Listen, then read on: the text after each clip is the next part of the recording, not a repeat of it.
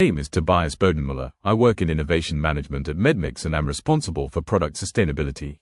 Together with a team, I developed the solution presented to you today, up to series production. Let's start with some information about medmix itself. We are a leading provider of application solutions for liquids, active in various industries, from healthcare applications to consumer and industrial uses. I think the origin of our sustainability efforts lies in our ambitious sustainability goals.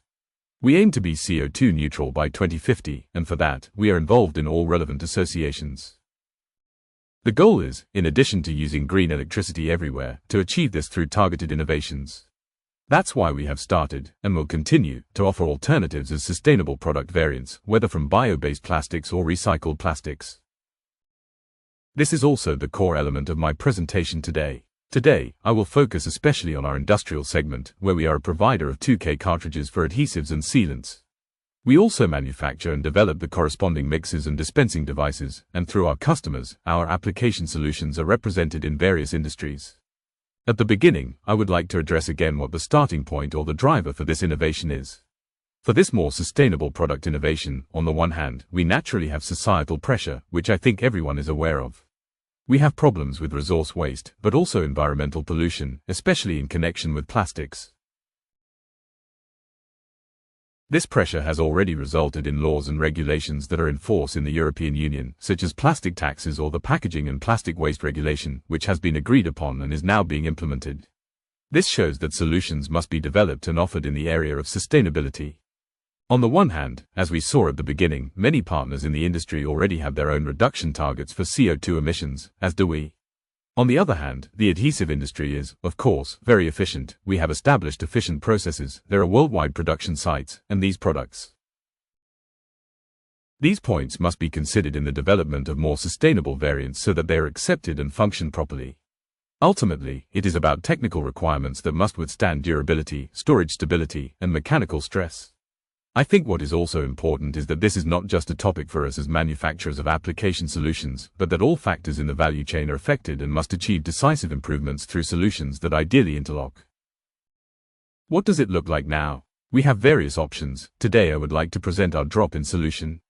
What is it about? We use recycled plastics for the single-use components. The core of this is the cartridge with the corresponding parts of the assembly. We now have a new portfolio called greenLine, where, depending on the variant, the material content of recycled plastics is up to 99%. With this solution, we can achieve a reduction in CO2 emissions. In the SCO cradle to gate phase, that is, up to the end of our workflow, we can achieve a reduction of 73% compared to our current standard variant in the portfolio. Importantly, this solution works with all existing accessories such as mixers and is also compatible with the dispensing devices and applications currently used in the market, so that a seamless transition is possible.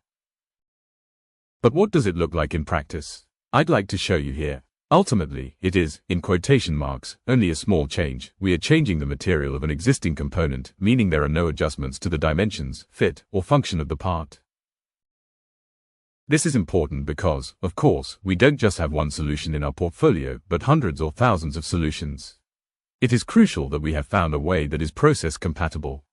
That means, with this drop-in solution and the use of recycled plastics, no adjustments to production processes are necessary. In particular, we can use the existing equipment, so we can quickly offer alternatives as sustainable variants. And here's a key point. The article, in this case, the greenLine, has exactly the same performance as the standard article. I'll go into more detail on this later. Now, as we move further along the value chain toward our customers, this solution ensures that existing filling routines or, for end users, devices and routines for applying adhesives or sealants can continue to be used unchanged. This also enables a quick switch, as we have already seen. With this solution and the use of recycled plastic, we can make a difference and achieve a significant reduction in CO2 emissions. I think it's also important to understand which recycled plastics are used here. On the one hand, we use post-consumer recyclate, which is made from packaging waste, for example, from food packaging, so at the end of the life cycle, we bring this plastic back into the cycle. We also have very good availability for standard plastics like polypropylene. However, there are also components in our portfolio where we have to use technical plastics such as polyamide. Here, we do not yet have suitable material streams from end users, so to offer a solution here as well, we use post-industrial waste. For example, scrap material or products that do not meet specifications at other manufacturers, or startup scrap from injection molding production, which is then reprocessed into new granulate. How does this work? It's the same for both. The materials are collected and processed, and from these, a corresponding granulate is produced. Internally, our policy is to use PCR wherever possible. If there is no alternative in PCR, we use PIR material for the greenLine variant. And, of course, the topic of documentation and reliability is important here. All plastics we use have at least supplier documentation regarding type and content of the material. Increasingly, there are also independent certifications such as the Global Recycling Standard or Recyclers certifications, which we obtain for the materials. Of course, none of this is by chance. I would now like to show you what is needed to make this work, because, of course, due to the use of recycled material, our customers have concerns about quality and reliability. We naturally have to take these seriously and address them, which we have done. There are three core elements to this. First, there is transparent communication from our side, so that it is clear what type of recycled plastic is being used, what content is already present in the assembly we offer as the greenLine variant, and what typical properties, perhaps also optical, are associated with the use of this recycled plastic. On the other hand, we are, of course, recognized experts in the development and manufacture of injection molded components, with the necessary production know-how and material expertise. We have gradually expanded this to include more sustainable material variants such as recycled plastics or bioplastics. And ultimately, as we showed at the beginning, we naturally need industry knowledge to be able to offer an intelligent solution, but we also need the necessary development competence in-house to develop a reliable product that meets the industry's requirements. Here is an important core element in our development process. Through experience and appropriate software solutions, we have the ability to create a digital twin of the products even before the article actually exists. This is inherently more sustainable because it allows us to reduce real-world iteration loops, saving resources and time. The possibilities of simulation are very diverse, ranging from process-specific simulations such as filling simulations of injection-molded parts, so that we can produce a series article in the required quality, even in continuous production. Since we are talking about technical articles here, there are, of course, also requirements for strength. Ultimately, it is a pressure vessel that is used for pressure-heated applications, and we can calculate this accordingly for components such as the dispenser, which are intended for reuse. It is also important to be able to simulate whether fatigue occurs during the planned service life. The process is completed by a flow simulation, so that we can calculate and simulate the mixing behavior and thus offer the right solution. A relatively new tool that we now also use is life cycle assessment.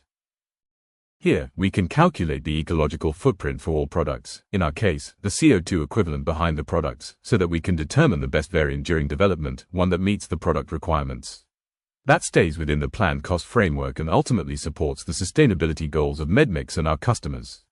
What does this mean in practice? Let's look at an example. Starting with the development process, based on simulation, we can derive the necessary requirements for the material used. This information is necessary to identify suitable material candidates in the next step. In addition to mechanical strength, this also involves regulatory requirements, material availability, and more, for the respective candidates. Once these have been selected, a corresponding material specification is agreed upon with the supplier. This is also the foundation for secure and stable series supply. The development process concludes with product verification. The products are manufactured and tested against internal specifications in various laboratory tests.